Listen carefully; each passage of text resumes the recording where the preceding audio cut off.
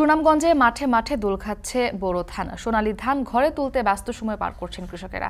ফলন ভালো হলে উৎপাদন ব্যয় উঠবে কি না তা নিয়ে শঙ্কায় রয়েছেন তারা। দুপুরে সুনামগঞ্জের দেখার হাওরে কৃষকদের সাথে নিয়ে ধান কাটার কথা রয়েছে কৃষিমন্ত্রী আব্দুস শহীদের। এই বিষয়ে আরো জানাতে সুনামগঞ্জ থেকে যুক্ত হয়েছেন লিপসন আহমেদ। লিপসন, মন্ত্রীর সঙ্গে কতজন কৃষক ধান কাটে অংশ নেবেন এবং মন্ত্রীর আগমনকে ঘিরে কৃষকদের প্রস্তুতি কেমন দেখছেন?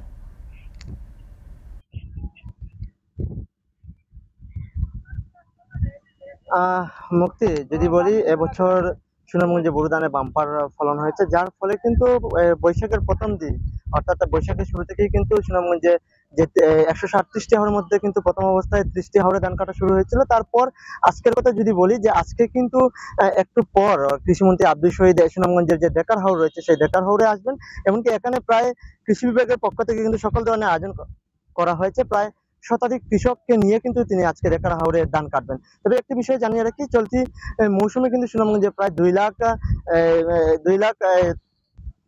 2 লাখেরও বেশি কিন্তু বোরো ধানের চাষাবাদ হয়েছে, যেখান থেকে 13,70,202 মেট্রিক টন ধান আবাদ উৎপাদন হবে, যার বাজার মূল্য 4,100 কোটি টাকা।